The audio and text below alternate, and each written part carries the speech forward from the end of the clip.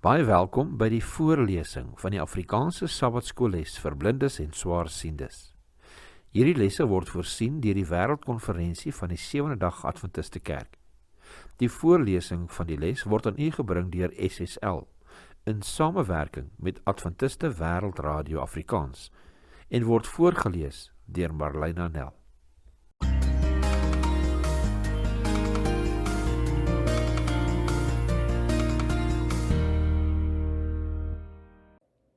Maandag 18 Mei. Jesus sien ons geloof raak. Let op Jesus se beskrywing van sy disippels se geloof in Markus 4 vers 40 enerzijds en die vrou se geloof in Matteus 15 vers 21 tot 28 anderzijds en vergelyk die twee. Markus 4 vers 40 lees as volg. Toe sê hy vir hulle, waarom is julle so bang? Hoe het julle dan geen geloof nie? Matteus 15 vers 21 tot 28 lees as volg. En Jesus het daarvandaan weggegaan en na die streke van Tyrus en Sidon vertrek. En 'n Kananeese vrou het van daardie gebied gekom en hom geroep en gesê, wees my barmhartig, Here, seun van Dawid, my dogter is erg van die duiwel besete. Maar hy het haar nie 'n woord geantwoord nie. Toe kom sy disippels nader en vra hom en sê, stuur haar weg, want sy roep agter ons aan, maar hy antwoord en sê, ek is net gestuur na die verlore skape van die huis van Israel. Daarop kom sy en val voor hom neer en sê, Here, help my. Maar hy antwoord en sê, dit is nie mooi om die brood van die kinders te neem en dit vir die hondjies te gooi nie. En sy sê, ja Here, maar die hondjies eet darm van die krummels wat van die tafel van hulle baase afval. Toe antwoord Jesus en sê vir haar, o vrou, groot is jou geloof. Laat dit vir jou wees soos jy dit wil hê, en haar dogter het gesond geword van daardie uur af. Matteus 15 vers 21 tot 28.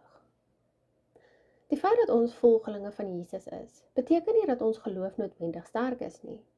In die Bybel het sommige mense beweer dat hulle glo, maar Jesus kon dwars deur hulle sien. Johannes 2 vers 23 tot 25 sê vir ons, en toe hy in Jerusalem was, op die Pasga gedurende die fees, het baie in sy naam geglo, omdat hulle die tekens gesien het wat hy doen. Maar Jesus self het hom aan hulle nie toevertrou nie, omdat hy almal geken het, en omdat hy nie nodig gehad het, dat iemand van die mens sou getuig nie, want hy self het geweet wat in die mens is. Lees Lukas 7 vers 1 tot 10. Wat leer ons hieruit aangaande geloof? Lukas 7 vers 1 tot 10 lees as volg.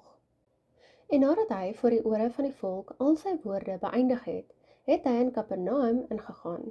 En die diensknegt van 'n sekere hoofman oor 100, wat vir hom baie werd was ongesteld en het op sterwe gelê. Toe hy dan van Jesus hoor, het hy ouderlinge van die Jode na hom gestuur met die versoek aan hom dat hy moes kom en sy diensknegt gesond maak.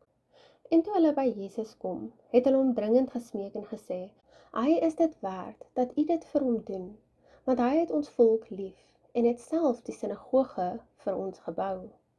En Jesus het saam met hulle gegaan, maar toe hy nie meer ver van die huis af was nie, stuur die hoofman oor 100 vriende na hom om vir hom te sê, Here, moenie moeite doen nie, want ek is nie werd dat u onder my dak inkom nie.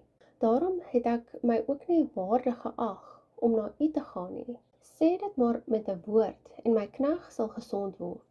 Want ek is ook 'n man wat aan gesag onderworpe is, en ek het soldate onder my, en vir hierdie een sê ek, gaan, en hy gaan, en vir die ander een kom, en hy kom, en vir my diensknegt doen dit, en hy doen dit. Toe Jesus dit hoor, was hy oor hom verwonderd, en hy draai hom en sê vir die skare wat hom volg, ek sê vir julle, selfs in Israel het ek so 'n groot geloof nie gevind nie. En toe die wat gestuur was, teruggaan na die huis, vind hulle die siek diensknegt gesond. Lukas 7 vers 1 tot 10. In Markus 9 kom hoor 'n man of Jesus duiwels uit sy seun sal dryf. Al woorde wat hy in sy gebrekkige geloof bymekaar kon skraap was egter in Markus 9 vers 24 wat sê, ek glo, kom my ongeloof te hulp. In elk van hierdie interaksies sien Jesus die betrokke Bybelkarakter se geloof of gebrek aan geloof raak, waarna hy daardie persoon se geloof met 'n wonderwerk beloon of juis een doen om sy of haar gebrekkige geloof te versterk. Op dieselfde wyse as wat die Heilige Gees geloof in ons aanwakker, moedig die aardsbedrieër ons tot vertwyfeling aan, of om selfs God se betrokkenheid by ons lewens heeltemal te ontken. Die volgende aanhaling lees ons uit Ellen G. White, Faith and Works, bladsy 1:7. Ongeloof wat in die binneste vertroetel word, het 'n betowerende krag. Die saadjies van vertwyfeling wat ongeloof daar gesaai het, lewer uiteindelik 'n oes op. Ons moet dus aanhou om al die onkruid van ongeloof te ontwortel. Daardie giftige plantjies kan immers nie verder groei as hulle reeds uitgetrek is nie, omdat hulle hul voedingsstowwe kwyt is. Wat is daardie voedingsstowwe? Wanneer ons in woord en daad uiting ons ongeloof gee? Nee. Dit waarna die innerlike in werklikheid smag, is die saadjies van geloof en liefde, geplant en omhein in die grond van ons harte.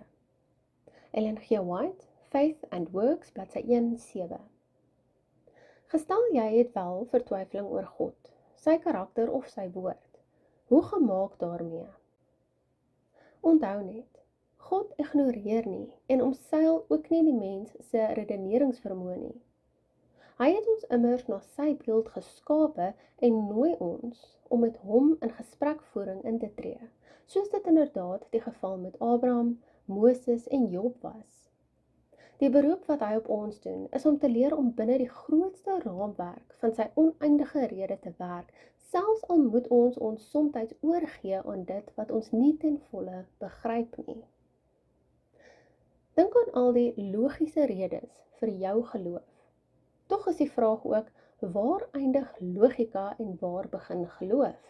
Met ander woorde, onder watter omstandighede behoort 'n vaste en redelike geloof beoefen te word?